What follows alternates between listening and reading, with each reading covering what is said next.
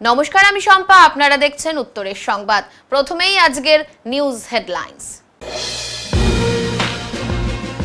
দলের রাজ্য শীর্ষ নেতৃত্বের সিদ্ধান্ত অনুযায়ী ডাবগ্রাম ফুলবাড়ি তৃণমূল কংগ্রেসের সাংগঠনিক ব্লক সভাপতি দেবাশিস প্রামাণিককে দল থেকে বহিষ্কার করা হলো।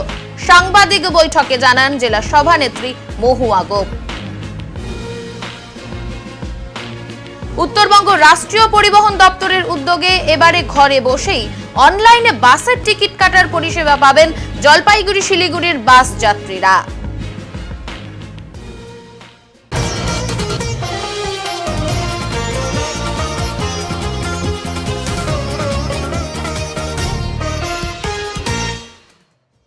পেনশন না পেয়ে ব্যাংকের সামনে বিক্ষোভ দেখালেন পেনশনভোগীরা। ট্রেজারি থেকে টাকা না পাঠানোয় গভীর সংকটে পেনশনভোগীরা। মঙ্গলবার দুপুরে জলপাইগুড়ি মার্চেন্ট রোড স্থিত ইউকো ব্যাংকে ক্ষোভে ফেটে পড়তে দেখা যায় রাজ্য সরকারের পেনশনভোগীদের। বিক্ষোভরত পেনশন গ্রাহকদের সমস্যা প্রসঙ্গে উক্ত ব্যাংকের ম্যানেজার পরিষ্কার জানিয়ে দেন, ট্রেজারি থেকে পেনশনের অর্থ না আসায় পেনশন ভোক্তাদের এই ভোগান্তি। একটা বিক্ষোভ প্রদর্শন করছে যে ব্যাংকের মানে এখন পর্যন্ত পেনশন পায়নি, এটা কি কারণ স্যার?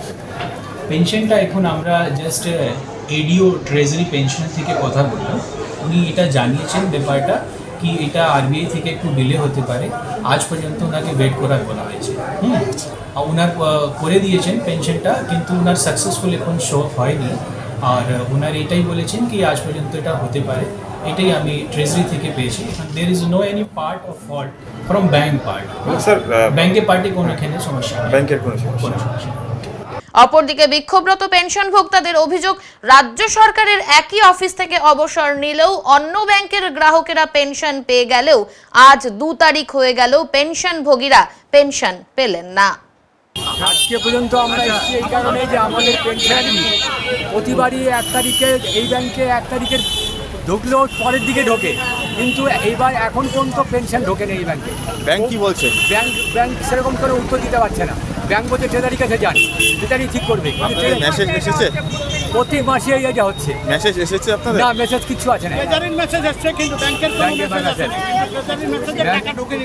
অন্যান্য ব্যাংকে টাকা চলে আসছে, কি অন্য ব্যাংকে চলে আসছে। আমাদের সেম অফিসে অন্য ব্যাংকে একজন বলো সেম অফিসে একই অফিস থেকে রিটার্ন করে অন্য ব্যাংকে টাকা পেয়ে গেছে, কিন্তু আমরা টাকা পাইনি। ট্রেজারি গতকাল রাত্রিবেলা 12টা 5-এ আমাদের মেসেজ দিয়েছে, আমাকে দিয়েছে, কিন্তু সেই টাকা ঢোকেনি। ম্যানেজার সাহেব ওখানে ফোন করেছিলেন, বলছেন যে আমাদের বই আপডেট করে ওখানে পাঠিয়ে দিতে। বইটা আপডেট হবে কি করে? টাকাই তো নেই, বই আপডেট হবে কি করে? এটা কতজন এরকম ভুক্তভোগী হচ্ছেন? কতজন? ওখানে যান, ওরা এখানে কতজন ভুক্তভোগী হচ্ছে? যত পেনশন হোল্ডার আছে এই ব্যাংকে কেউ পায়নি। সব সেন্ট্রাল ব্যাংকের? না, এটা ইউকো ব্যাংকে কেউ পায় নাই। এখন কি কেন্দ্রীয় সরকারের আন্ডারে না রাজ্য সরকার? এখানে না, কেন্দ্রীয় সরকারও আছে, কেন্দ্রীয় সরকারও একটা পেয়েছে। মানে আমরা রাজ্য সরকারেরটা কেউ পাইনি, এখনো পাননি। কি করবেন তাহলে এখন? হ্যাঁ, কি করবেন? কি করব? হ্যাঁ, করবো বলতে এই যে এখনই যেমন একজন এসেছিল আমাদের এই ডিপার্টমেন্টের একজন মহিলা, 2 মাস হলো রিটার্ন করছে, ওর কিডনি খারাপ, ও টাকা তুলতে এসছে, টাকা তুলতে পারছে না। প্রত্যেক মাসেই এটা হচ্ছে। কার গাফিলতি মনে হয় আপনাদের? গাফিলতি কার, এটা তো দেখতে লাগবে প্রশাসনকে। গাফিলতি প্রশাসনেরও আছে, ব্যাংকেরও আছে। ডাবগ্রাম ফুলবাড়ি তৃণমূল কংগ্রেসের সাংগঠনিক ব্লক সভাপতি দেবাশিস প্রামাণিককে দল থেকে বহিষ্কার করা হলো। সাংবাদিক সম্মেলনে জানালেন জেলা সভানেত্রী। মঙ্গলবার বিকেলে জলপাইগুড়ি জেলা তৃণমূল কার্যালয়ে এ নিয়ে একটি সাংবাদিক বৈঠক করেন জেলা সভানেত্রী মহুয়া গোপ। উল্লেখ্য, সরকারি জমি কারবারের সাথে যুক্ত থাকার অভিযোগে ইতিমধ্যে গ্রেপ্তার হয়েছেন দেবাশিস প্রামাণিক। বর্তমানে তিনি পুলিশি হেফাজতে রয়েছেন। তার গ্রেপ্তারির পরেই চাঞ্চল্য ছড়ায় রাজনৈতিক মহলে। বেআইনি জমি দখল, সরকারি জমি কেনাবেচার সাথে যুক্তদের কোনোভাবেই রেহাই দেওয়া হবে না, যা মুখ্যমন্ত্রী আগেই ঘোষণা করেছেন। অভিযুক্তদের বিরুদ্ধে প্রশাসন উপযুক্ত ব্যবস্থা গ্রহণ করছে বলে জানান জেলা সভানেত্রী।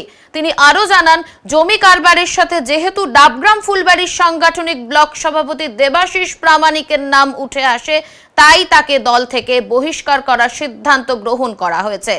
আজই জেলা সভানেত্রীর কাছে এই নির্দেশ এসে পৌঁছায়। সেই নির্দেশ অনুযায়ী দেবাশিস প্রামাণিককে দল থেকে বহিষ্কার করা হলো। দলের রাজ্য শীর্ষ নেতৃত্ব থেকে এই সিদ্ধান্ত বলে জানান তিনি। জলপাইগুড়ি জেলা তৃণমূল কংগ্রেস কার্যালয় আপনাদেরকে যেই জন্য আমরা আপনাদেরকে বলবার জন্য জানানো হয়েছিল যে কথাগুলো, সেটা ডাকা হয়েছে। আমার সাথে আমাদের রাজ্য সম্পাদক, রাজ্য কমিটির সম্পাদক দীপেন প্রামাণিক আমার সাথে আছেন, আমাদের জলপাইগুড়ি শহর ব্লকের আইএনটিটিউসি প্রেসিডেন্ট পূর্ণব্রত মিত্র।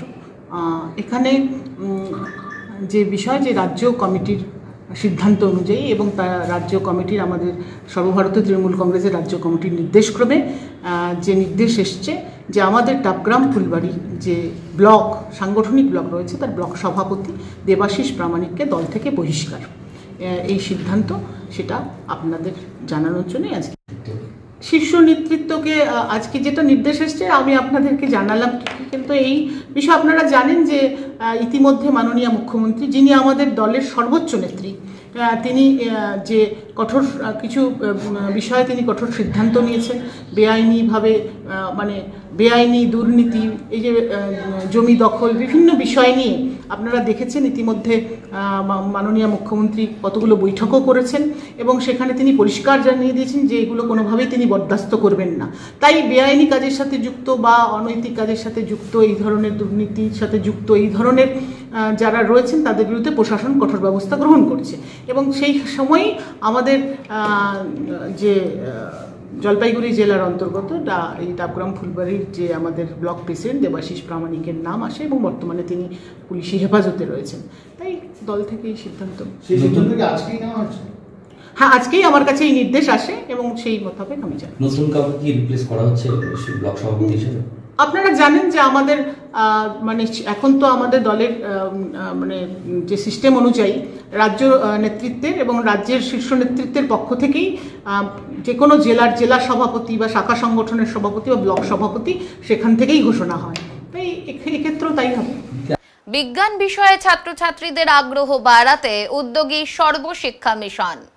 সর্বশিক্ষা মিশন এবং শিলিগুড়ি সায়েন্স সেন্টারের যৌথ উদ্যোগে জলপাইগুড়ি শহরের 5টি স্কুলের ছাত্রছাত্রীদের এক্সপোজার ভিজিটে নিয়ে যাওয়া হয়।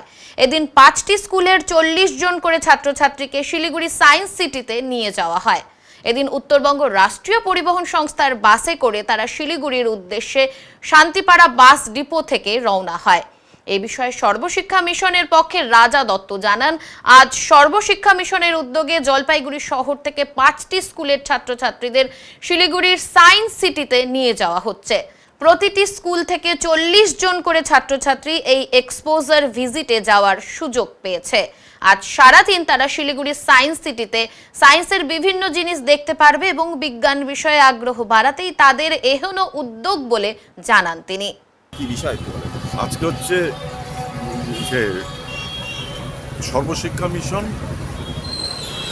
এবং শিলিগুড়ি সায়েন্স সেন্টারের হচ্ছে হিসেবে যৌথ উদ্যোগে এক্সপোজার ভিজিট। আমরা জলপাইগুড়ি শহরের 5টা স্কুলকে নিয়ে যাচ্ছি। প্রত্যেকটা স্কুলের 40 জন স্টুডেন্ট আছে যারা আজকে সারাদিন শিলিগুড়ির সায়েন্স সেন্টার হিসেবে ঘুরে দেখবে। মূল কারণ কি কারণ? এর মূল কারণ হচ্ছে ছাত্রছাত্রীদের মধ্যে বিজ্ঞান সম্পর্কে আগ্রহ বাড়ানো। কি নাম দাদা? রাজা দত্ত, ডিস্ট্রিক্ট পেডাগজি কোঅর্ডিনেটর। 3 জনকে কতটা ভালো লাগে? অপরদিকে এ বিষয়ে এক ছাত্রী জানায় তার খুব ভালো লাগছে। বিজ্ঞান ভিত্তিক বিভিন্ন জিনিস আজকে তারা দেখবে এবং অনেক কিছু শিখতেও পারবে। অনেক ভালো লাগছে যে একটা নতুন জায়গাতে যেতে পারছি, দেখতে পারছি, কিছু দেখবো, শিখবো, শেখার জন্য অনেক ভালো লাগছে। এর আগে গিয়েছিলে? হ্যাঁ, এমনি ফ্যামিলির সাথে যাওয়া হয়েছিল, কিন্তু এবার সমস্ত তোমাদের স্কুলের যারা পড়ে তাদের নিয়ে যাচ্ছে। আশা করছি ভালো। গতকাল প্রবল বৃষ্টিপাতের ফলে সেবকে ধস নামার কারণে গাড়ি চলাচল বন্ধ হয়ে যায় ওই এলাকায়। গতকাল রাতে প্রবল বৃষ্টি হয় পাহাড় এবং সমতলে।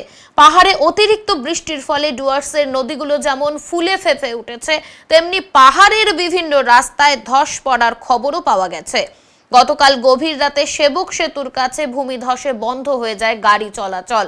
পাহাড় থেকে নেমে আসে কাদামাটি, যার ফলে গাড়ি চলাচল প্রায় 2 ঘন্টা বন্ধ হয়ে যায় সেবকের রাস্তায়। খবর পেয়ে ঘটনাস্থলে ছুটে আসেন মংপং পুলিশ আধিকারিকেরা। সারা রাত জেসিবি দিয়ে রাস্তা থেকে মাটি সরিয়ে গাড়ি চলাচল স্বাভাবিক হয়।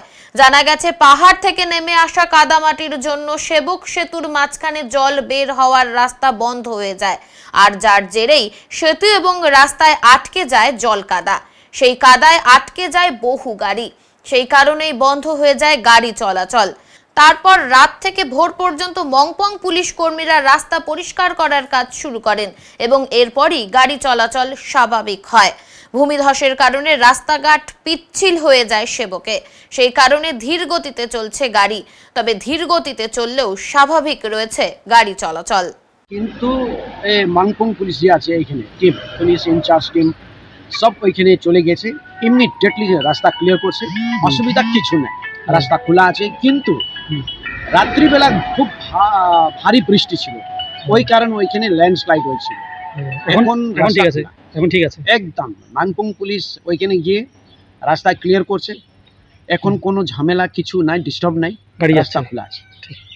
লিস নদীর বাঁধ ভেঙে চান্দা কলোনির বাড়িঘর জলমগ্ন।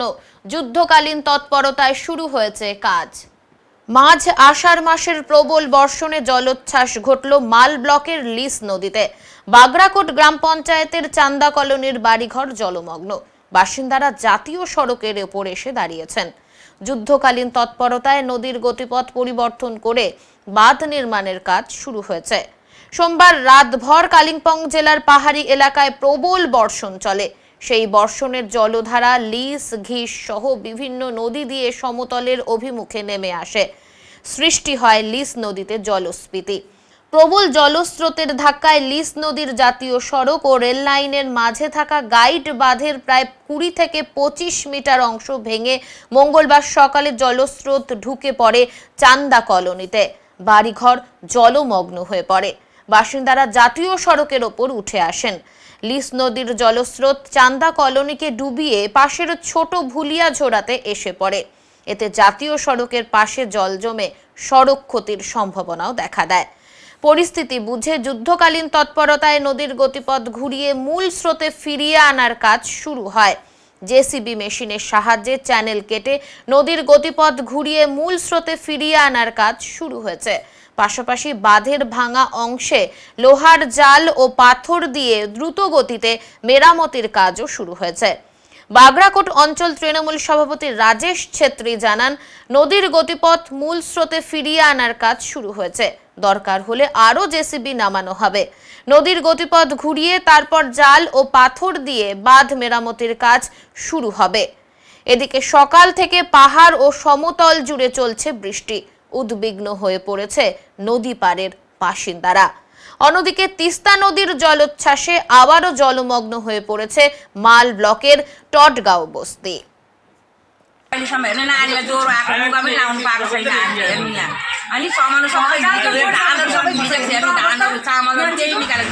प्रशासनबाट तपाईँले सहायता पाउनु हुँदैछ यहाँ? घरको सामान के आफै लानुहुँदैछ तपाईँहरू?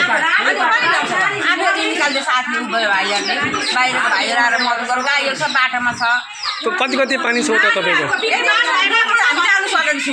त्यहाँ घरमा सामान छ तपाईँहरूको? सामान छ त घरमा, कति सामान गाई बस्तुहरू चाहिँ?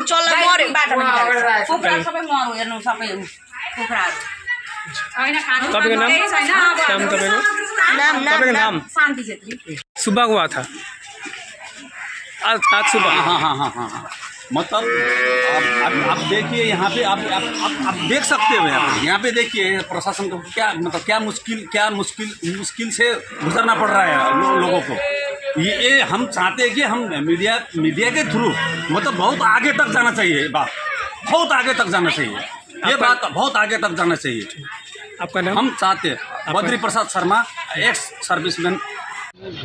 যে ভূগোলটা এটা তো আমাদের উত্তরবঙ্গের একটা সবসময় যখনই এই বর্ষার সময় যখনই একটু বৃষ্টি একটু বেশি হলে প্রত্যেক জায়গাতে জলটা বেড়ে যায়, বন্যা হয়। তোমরা আজকে আমরা এখানে বৃষ্টিতে যেটা দেখতে পাচ্ছি সত্যি এইখানে অনেক বর্ষা হয়েছে। বর্ষা হওয়ার ফলে কিন্তু জলটা অনেক বেড়ে গেছে।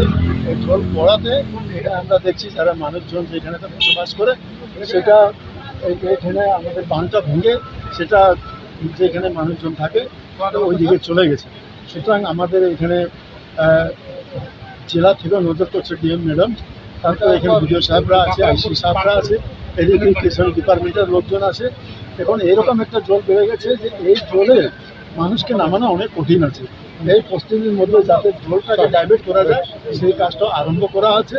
যখনই একটু জলটা একটু ডাইভার্ট হয়ে অন্যদিকে চলে যাবে তারপরে এখানে যাতে কাজ করা যায় সেই ব্যবস্থা করবে। কিন্তু এখানে আমরা এসে দেখতে পারলাম কিছু কাজ আছে, সেটা হলো ইরিগেশন বাদ দিয়েও এখানে রেল ডিপার্টমেন্টের আছে, কিছু কাজ আছে NH-31-এর কিছু কাজ আছে।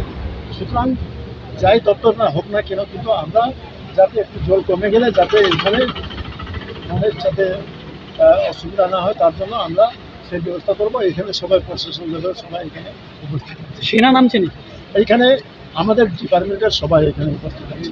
সুতরাং নিশ্চয়ই আমরা আশা করছি আমাদের সবসময় মানুষের যা যা পরিষেবা দেওয়া সেটা আমরা সবসময় আমাদের ভিডিওর মাধ্যমে গ্রাম পঞ্চায়েতের মাধ্যমে সেটা আমরা দিয়ে আসছি। সুতরাং এখানে কোনোরকম অসুবিধা। जैसे मेरे को जानकारी मिला, मैं आया, आने के साथ साथ में मैंने खुद अपने आंखों से देखा, तोड़ रहा था। मैंने तुरंत सब डिपार्टमेंट को जना दिया, BDO, SDO, ADM, उसके बाद में आपको सभी डिपार्टमेंट को मैंने जानकारी दे दी। और उसके बाद में मैंने खुद भी अभी पॉकलिन बुलाया है, 2 पॉकलिन आ रहा है। तो इस स्थिति में देखिए अभी तो यहाँ पे कोई जाली का बांध का काम तो नहीं कर सकते हैं, तो आप देख सकते हैं। तो अभी कुछ काम तो नहीं कर सकते हैं, लेकिन हम लोग पॉकलिन मंगा के ऊपर से डाइवर्ट करके पानी को उस तरफ ले जाने का कोशिश कर रहे हैं। ये लगभग 20-30 मीटर बांध दिया। ये पूरा गांव में ढुका है। अभी 5-6 घर प्रभावित हुआ है, उससे पानी पूरा डूब। हाँ, रोड का ऊपर पानी आने का जैसा स्थिति हो चुका है। हाँ, रोड को NH को भी जानकारी दे दी है, जानकारी दे दी है, हम NH को भी जानकारी दे दी है सर। সংবাদে এখন সময় বিরতির, ফিরে আসছি বিরতির পর, সঙ্গে থাকুন। সব সময় সব দিকের সব খবর পেতে সাবস্ক্রাইব করুন, বেল আইকনটি প্রেস করে আপডেট থাকুন।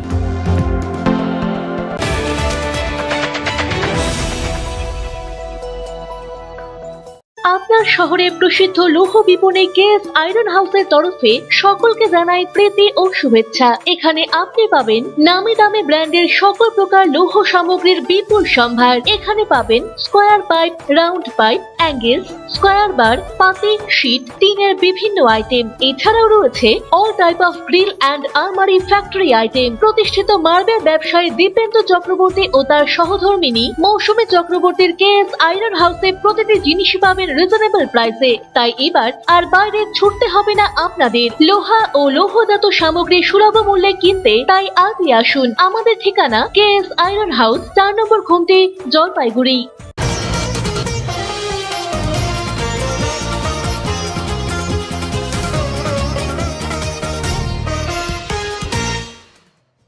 শিলিগুড়ি জলপাইগুড়ি নিত্যযাত্রীদের জন্য রয়েছে সুখবর। ঘন্টার পর ঘন্টা বাসের লাইনে দাঁড়িয়ে বাসের টিকিট কাটার দিন শেষ। এবার সেই টিকিট ঘরে বসেই পেয়ে যাবেন অনলাইনে। জলপাইগুড়ি শিলিগুড়ি নিত্যযাত্রীদের জন্য দারুণ সুখবর। ঘন্টার পর ঘন্টা লম্বা লাইনে দাঁড়িয়ে বাসের টিকিট কাটার দিন শেষ। এবার যাত্রার 7 দিন আগে থেকেই ঘরে বসেই অনলাইনে পেয়ে যাবেন বাসের টিকিট। জানা গিয়েছে উত্তরবঙ্গ রাষ্ট্রীয় পরিবহন নিগমের অন্তর্ভুক্ত জলপাইগুড়ি থেকে শিলিগুড়ি এবং শিলিগুড়ি থেকে জলপাইগুড়ি আসার যেসব বাস রয়েছে সেই সব বাসে এই পরিষেবা মিলবে আজ, অর্থাৎ সপ্তাহ শুরুর প্রথম দিন থেকেই। ভাবছেন কিভাবে? অনলাইনে টিকিট বুকিং করার জন্য মোবাইল ফোনে ডাউনলোড করতে হবে রেড বাস অ্যাপ্লিকেশন। এই অ্যাপ থেকেই 7 দিন আগে থেকে কিংবা বাস ছাড়ার আধ ঘন্টা আগে সহজেই কেটে নিতে পারবেন টিকিট। সূত্রের খবর, সকাল 8:30 এবং 9:40 এই দুটো বাসেই আপাতত অনলাইনে টিকিট বুকিং এর ব্যবস্থা থাকবে। অন্যদিকে বিকেলে শিলিগুড়ি থেকে আসার জন্য 5:30 এবং 6টার সময় যে বাস রয়েছে সেই দুটো বাসেই এই পরিষেবা থাকবে বলে জানা গিয়েছে। তবে যাত্রীদের একটি বিষয় মাথায় রাখতে হবে, যদি আপনি টিকিট বুকিং করেন তাহলে আপনাকে বাসে চাপতে হবে জলপাইগুড়ি বাস ডিপো অথবা শিলিগুড়ি বাস ডিপো থেকেই।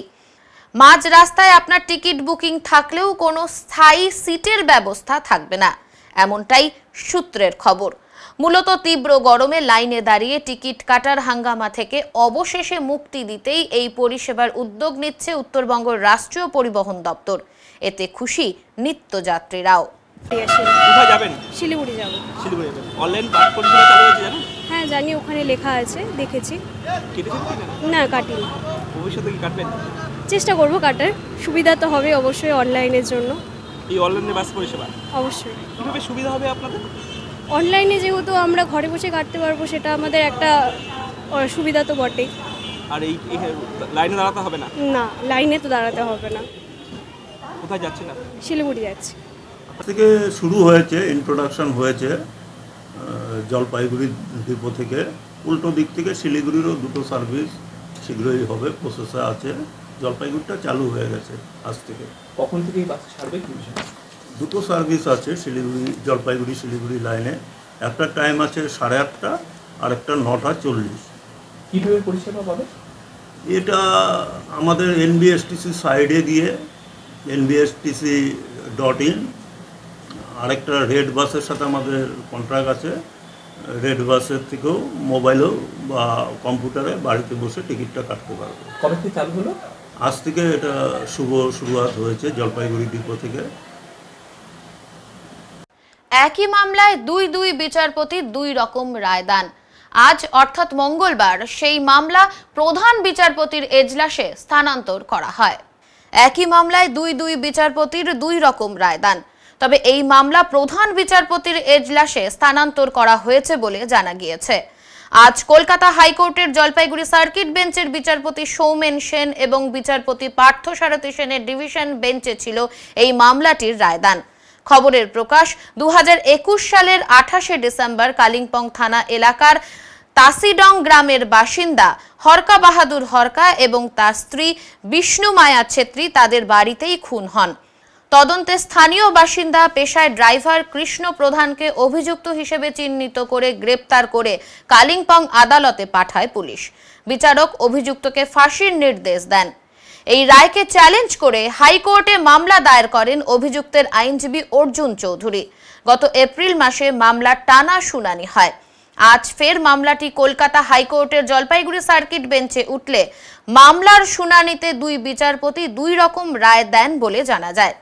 অভিযুক্তের আইনজীবী অর্জুন চৌধুরী জানান, এই মামলার রায়দান করতে গিয়ে বিচারপতি সৌমেন সেন অভিযুক্তের ফাঁসির সাজা রদ করে দিয়ে 13 বছরের কারাদণ্ডের নির্দেশ দেন। মার্ডার কেস হয় কালিম্পং ডিস্ট্রিক্টে, কালিম্পং থানায় কেসটা রেজিস্টার হয়। ডাবল মার্ডার কেস ছিল, বোথ হাজব্যান্ড অ্যান্ড ওয়াইফ, তাদের মার্ডার হয় মিস্টিরিয়াস সার্কামস্টান্সেসে। মার্ডার কেস রেজিস্টার হওয়ার ঠিক 15 থেকে 20 দিন পরে কৃষ্ণা প্রধান বলে একজন ব্যক্তিকে অ্যারেস্ট করে police on the basis on the suspicion যে সে নাকি মার্ডারটা করেছে টাকা পয়সা লুট করার জন্য, তার কিছু গোল্ড অর্নামেন্টস লুট করার জন্য সে মার্ডারটা করেছে। সেই কালিম্পং ডিস্ট্রিক্ট কোর্টে, সেশনস জাজের কোর্টে সেটা ট্রায়াল হয়। ট্রায়াল হওয়ার পরে কালিম্পং সেশনস জাজ জাজমেন্ট দেয় যে মার্ডারটা প্রুভ হয়েছে আর কৃষ্ণা প্রধান সেই মার্ডারটা করেছে। এই অন দিস গ্রাউন্ড তাকে ডেথ সেন্টেন্স অ্যাওয়ার্ড করা হয়, ক্যাপিটাল পানিশমেন্ট অ্যাওয়ার্ড করা হয়। সেটা অ্যাওয়ার্ডটা হয়েছিল, মানে জাজমেন্টটা হয়েছিল 2023 সালের সেপ্টেম্বর মাসে। সেটাকে আমরা হাইকোর্টে চ্যালেঞ্জ করি। হাইকোর্টের ডিভিশন বেঞ্চে আমরা অ্যাপিল ফাইল হয়, অ্যাপিলের হিয়ারিং হয়। জাস্টিস সৌমেন সেন আর জাস্টিস পার্থসারথী সেনের ডিভিশন বেঞ্চে প্রলংড হিয়ারিং হয়, প্রায় 3 থেকে 4 দিন। এপ্রিল মাসে হিয়ারিংটা হয়, তারপরে জাজমেন্ট রিজার্ভ করে ওনারা কলকাতা নিয়ে যান। আজকে সেই মামলার জাজমেন্ট রায় দিয়েছে ডিভিশন বেঞ্চ। ডিভিশন বেঞ্চের রায়ে এটা বেরিয়ে আসে যে দুজন বিচারপতির মধ্যে একটা মতপার্থক্য হয়, ডিফারেন্সেস অফ ওপিনিয়ন হয়। জাস্টিস পার্থসারথী সেন বলেন যে এই কেসে মার্ডারটা কোনোভাবেই প্রুভ হচ্ছে না যে কৃষ্ণ প্রধান সেই মার্ডারটা করেছে, এর জন্য তাকে খালাস করা হয়, তাকে অ্যাকুইটাল দেওয়া হয় কেস থেকে। On the other hand justice Soumen Sen বলে যে যদিও মার্ডারটা প্রুভ হচ্ছে কিন্তু ডেথ সেন্টেন্স এর মধ্যে দেওয়ার মতন কেস এটা না, এর জন্য 13 ইয়ার্সের 13 বছরের একটা দিয়েছে, জাজমেন্ট দিয়েছে, 13 বছরের একটা ইমপ্রিজনমেন্ট হবে। তো in view of difference of opinion between the two জাজেস অফ দি অনারেবল হাইকোর্ট, এই ম্যাটারটা এখন চিফ জাস্টিসের কাছে রেফার করা হবে to be placed before a third honourable জাজ। সেই অনারেবল জাজ এখন যেই ভিউটা নেবেন, দুজন বিচারপতির মধ্যে থেকে যেই বিচারপতির ভিউটাকে আপিল করবেন সেটাই ফাইনাল জাজমেন্ট হবে। এটাই আজকে জাজমেন্টটা এসছে। আমার নাম অর্জুন চৌধুরী, আমি হাইকোর্টে প্র্যাকটিস করি। অপরদিকে বিচারপতি পার্থসারথী সেন সাক্ষ্য প্রমাণের অভাবে অভিযুক্তকে মুক্তি দেন। এই বিষয়ে সার্কিট বেঞ্চের assistant public prosecutor Aditi Shankar Chakraborty জানান, এই মামলায় দুই বিচারপতি দুই রকম রায় দিয়েছেন, তাই এই মামলা প্রধান বিচারপতির এজলাসে স্থানান্তর করা হয়েছে। হ্যাঁ, ওই যে ম্যাটারটা যেটা ছিল ওটা সার্কিট বেঞ্চে, ডিভিশন বেঞ্চ ওটা হিয়ারিং হয়েছিল অ্যাপিলটা জাস্টিস শোভেন সেন এবং পার্থসারথী সেনের ডিভিশন বেঞ্চে।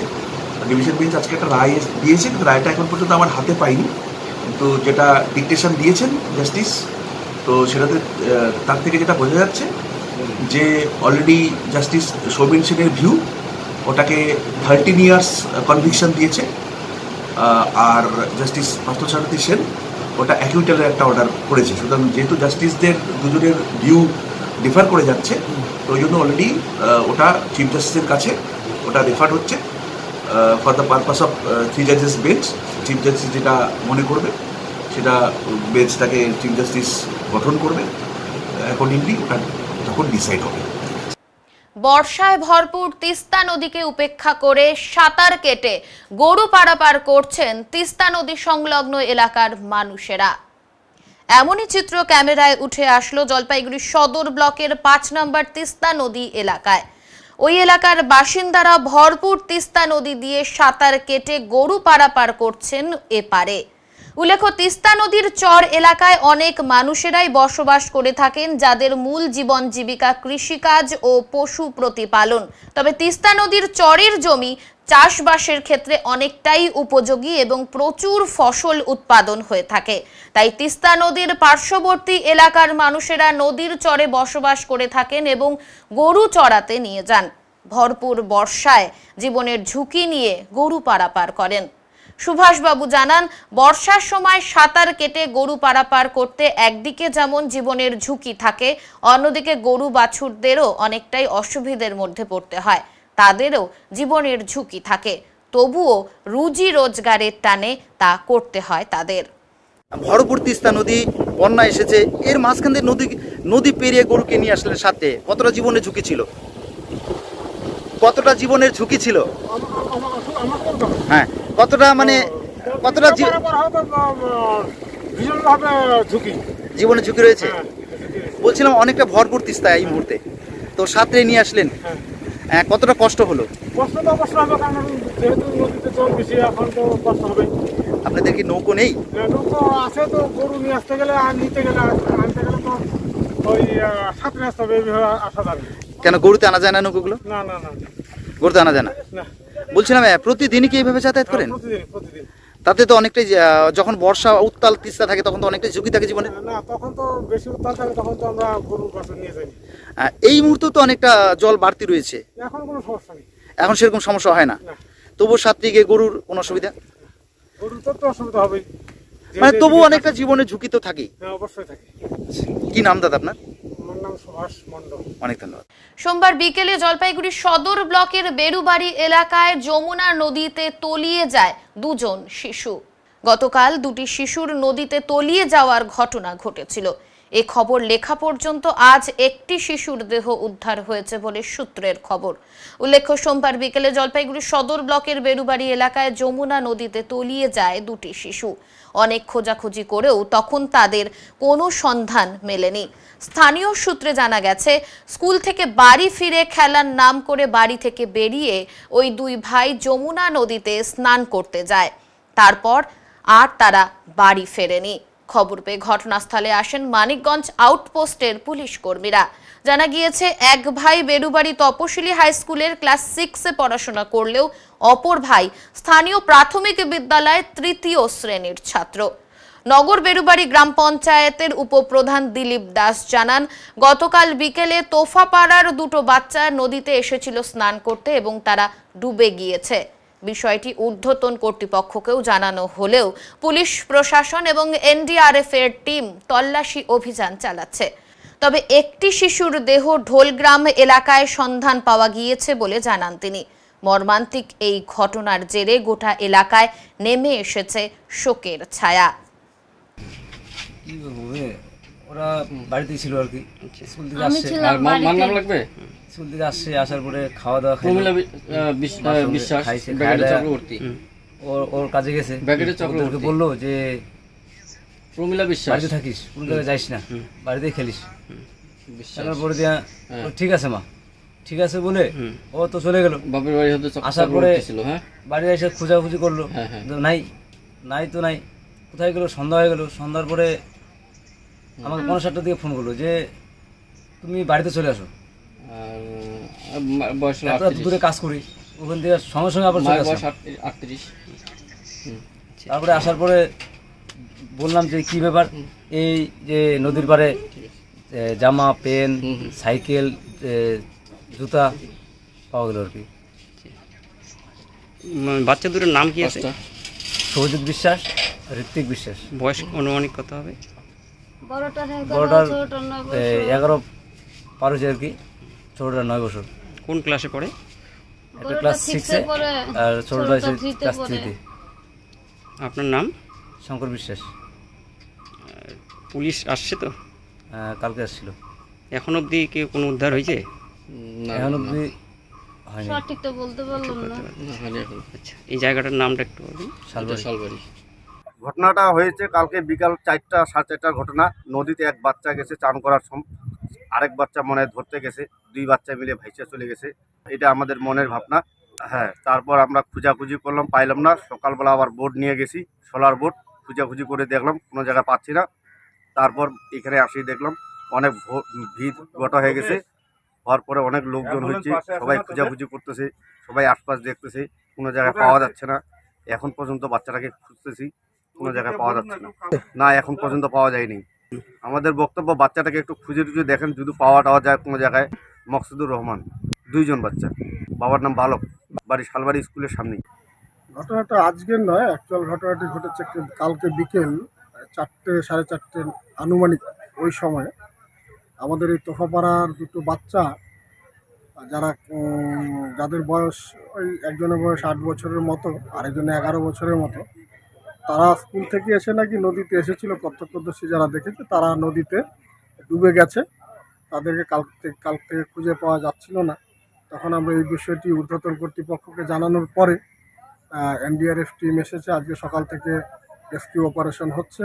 আমার কাছে এক্ষুনি যেটা খবর এলো যে একটি বাচ্চার দেহ হলগ্রামের আশেপাশে কোথাও পাওয়া গিয়েছে। সে উদ্ধারকারী দল তারা উদ্ধার করছেন ওখান থেকে, হয়তো কিছুক্ষণ পরেই এখানে এসে পৌঁছাবে। তো আজকে খুব সকালবেলা থেকে তারা উদ্ধার কাজ চালাচ্ছেন। এই বিষয়টাই আজকে গতকালকে ঘটেছে। গতকাল যখন পাড়ার লোকেরা জানতে পারে যে এই ঘটনাটি ঘটেছে, সাথে সাথে মানিকগঞ্জ পুলিশ ফাঁড়িতে খবর দেয়। ওখানে ওসি সাহেব তার সদল বলে আসেন এবং এলাকার বিভিন্ন জায়গায় তল্লাশি করেন।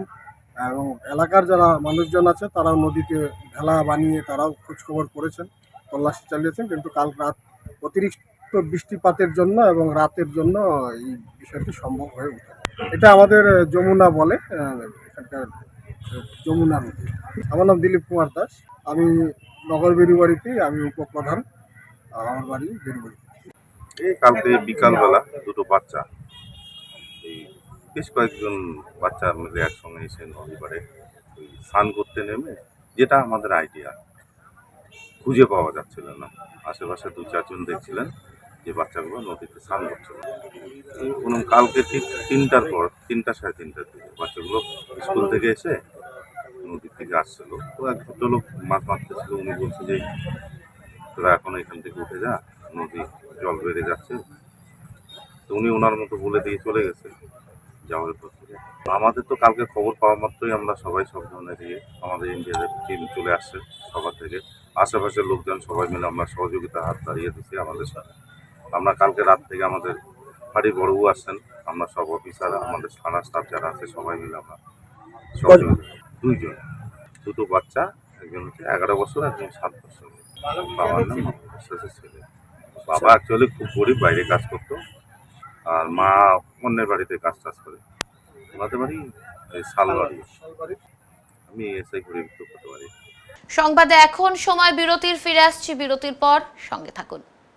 সব সময় সব দিকের সব খবর পেতে সাবস্ক্রাইব করুন, বেল আইকনটি প্রেস করে আপডেট থাকুন।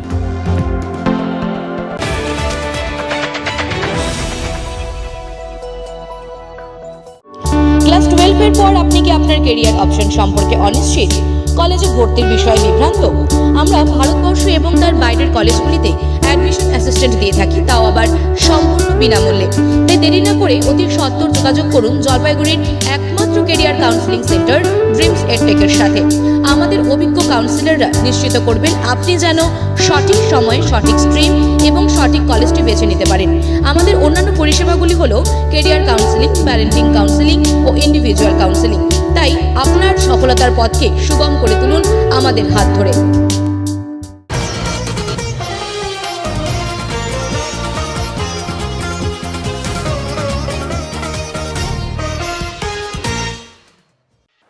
আজও তিস্তা নদী ও NH-31 জলঢাকা নদীতে লাল সতর্কতা জারি।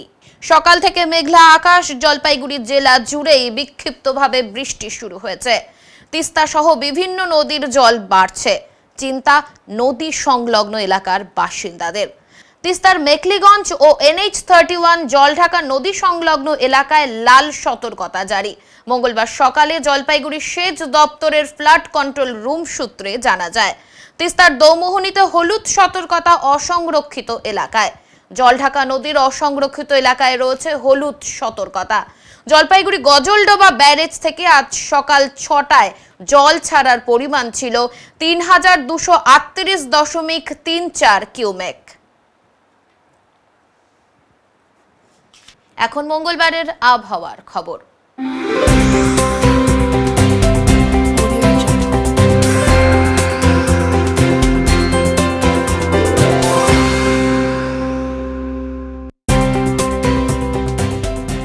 কেন্দ্রীয় আবহাওয়া দপ্তরের জলপাইগুড়ি কেন্দ্র থেকে পাওয়া তথ্য অনুযায়ী মঙ্গলবার দিনের সর্বোচ্চ তাপমাত্রা ছিল 29.4 ডিগ্রি সেলসিয়াস এবং সর্বনিম্ন তাপমাত্রা ছিল 25.4 ডিগ্রি সেলসিয়াস।